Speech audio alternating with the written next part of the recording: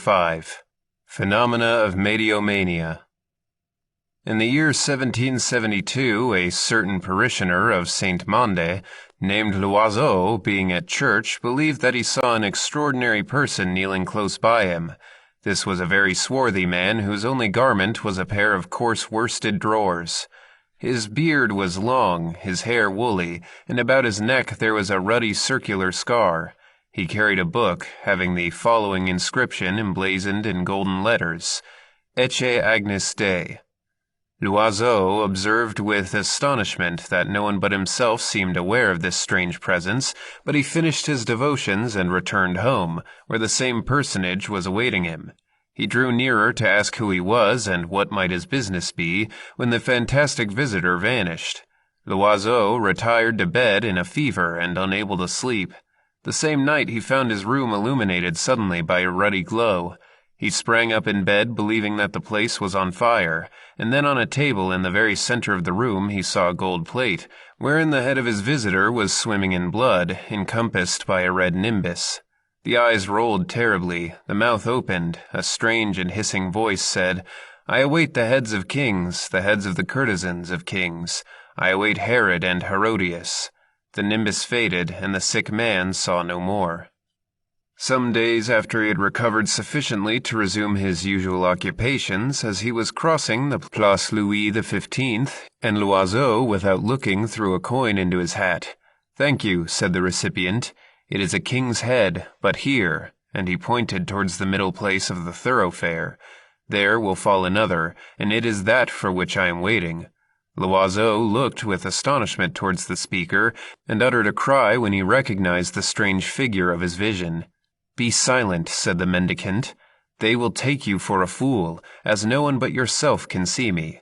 You have recognized me, I know, and to you I confess that I am John Baptist, the precursor.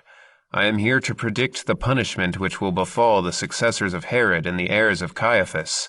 You may repeat all that I tell you." From this time forward, Loiseau believed that St. John was present visibly at his side, almost from day to day.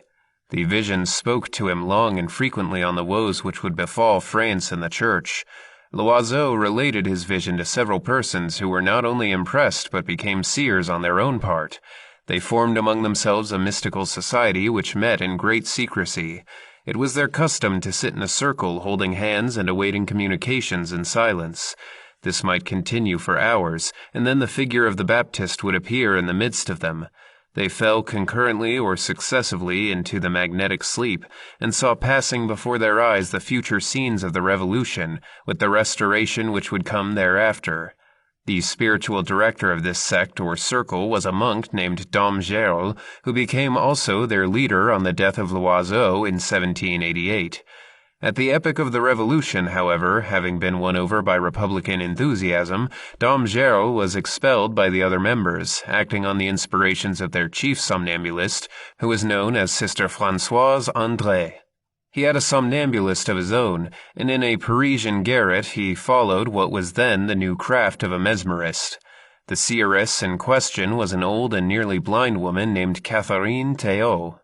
She prophesied, and her predictions were realized. She cured many who were sick, and as her forecasts had a political cast invariably, the police of the Comité de Salut Public were not slow in taking up the matter. One evening, Catherine Théot was in ecstasy, surrounded by her adepts. "Hearken," she exclaimed, "I hear the sound of his footsteps. He is the mysterious chosen one of Providence, the angel of revolution, at once its savior and victim, king of ruins and regeneration. Do you see him? He draws nigh. He also has been encircled by the ruddy nimbus of the precursor. It is he who shall bear all crimes of those who are about to immolate him. Great are thy destinies, O thou who shalt close the abyss by casting thyself therein. Do you not behold him, adorned as if for a festival, carrying flowers in his hands, garlands which are crowns of his martyrdom? Then sobbing and melting into tears, How cruel is thine ordeal, my son, and how many ingrates shall curse thy memory through the ages? Rise up and kneel down. He comes, the king comes. He is the king of bloody sacrifices." At this moment the door opened quickly. A man entered enveloped in a cloak and having his hat drawn over his eyes. Those who were present rose up. Catherine Théot stretched forth her arms towards the newcomer and said as her hands trembled, "I knew that you must come, and I have awaited your coming. He who is at my right side, but unseen by you, shewed you to me yesterday, when an accusation was lodged against us. We are accused of conspiring for the king, and of a king I have indeed spoken. It is he whom the precursor reveals to me at this present moment, having a crown steeped in blood, and I know over whose head it is placed, your own Maximilian." At this name the unknown started, as if a red-hot steel had entered his breast. He cast a swift and anxious glance about him, after which his expression became again impassible. "What would you say? I fail to understand," he murmured in a short and abrupt manner. "I would say," replied Catherine Théot, "that the sun will beam brightly on that day when a man clothed in blue and bearing a scepter of flowers shall be for one moment the king and savior of the world. I would say that you shall be great as Moses and as Orpheus, when trampling on the head of that monster which is ready to devour you, you shall testify to headsmen and to victims that God is. Cease from this masking, Robespierre.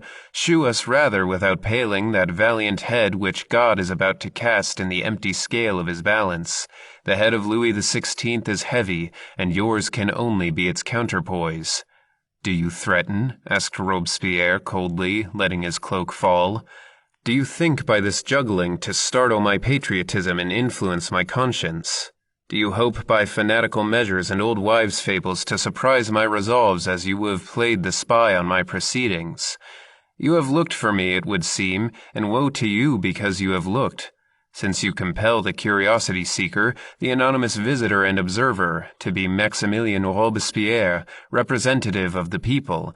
As such, I denounce you to the Committee of Public Weal, and I shall proceed to have you arrested." Having said these words, Robespierre cast his cloak round his powdered head and walked stiffly to the door. No one dared to detain, and none to address him. Catherine Théot clasped her hands and said, "Respect his will, for he is king and pontiff of the new age. If he strike us, it is that God wills to strike us. Lay bare the throat before the knife of Providence." The initiates of Catherine Théot waited, expecting their arrest through the whole night, but no one appeared. They separated on the following day. 2 or 3 further days and nights elapsed, during which the members of the sect made no attempt at concealment. On the 5th day, Catherine Théot and those who were called her accomplices were denounced to the Jacobins by a secret enemy of Robespierre, who insinuated skillfully to his hearers certain doubts against the tribune. A dictatorship had been mentioned. The very name of king was pronounced. Robespierre knew, and how came he to tolerate it? Robespierre shrugged his shoulders, but on the morrow Catherine Théot, Dom Gel, and some others were arrested and consigned to those prisons which, once entered, opened only to furnish his daily task to the headsman. The story of Robespierre's interview with Catherine Théot had transpired one knows not how. Already the counter-police of the Thermidorians were watching the presumed dictator whom they accused of mysticism because he believed in God.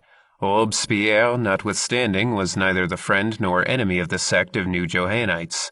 He went to Catherine Théot that he might take account of phenomena, and dissatisfied at having been recognized, he departed with threats which he did not attempt to fulfill.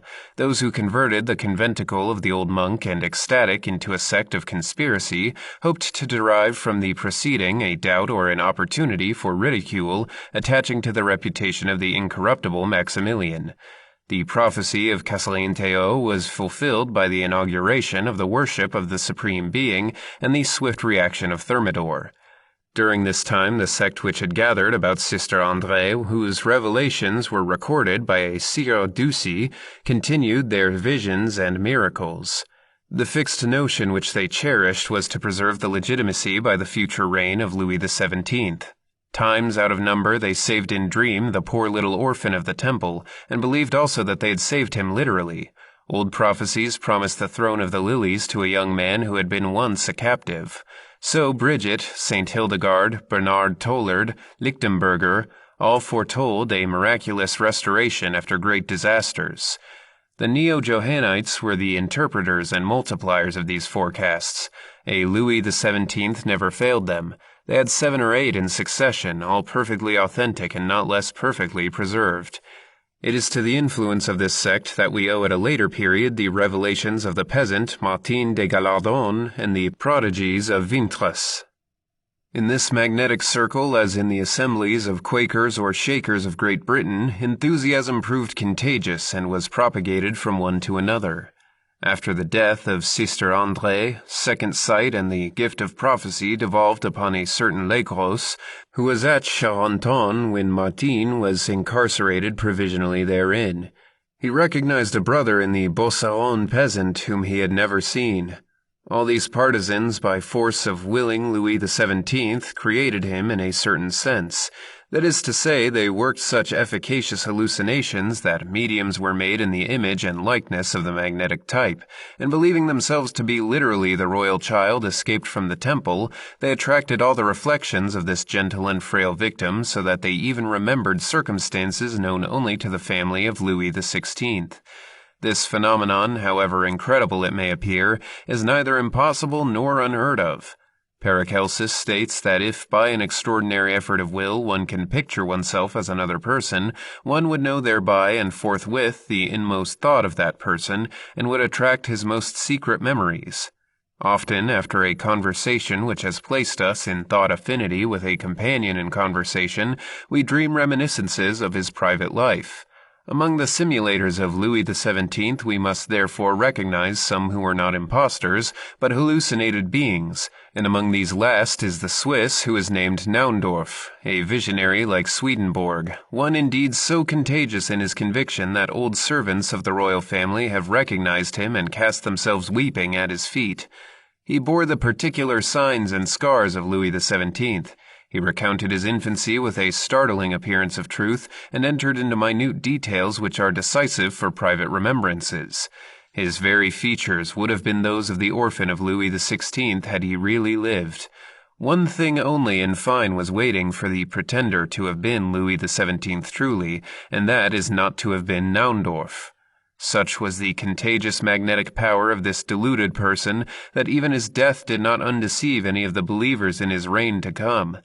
We have seen one of the most convinced, to whom we timidly objected, when he spoke of the approaching restoration of what he called the true legitimacy, that his Louis XVII was dead. Is it then more difficult for God to raise him from death than it was for those who preceded us to save him from the temple? Such was the answer given us, and this with a smile so triumphant that it almost seemed disdainful. We had nothing to rejoin on our own part, but were rather compelled to bow in the presence of such a conviction.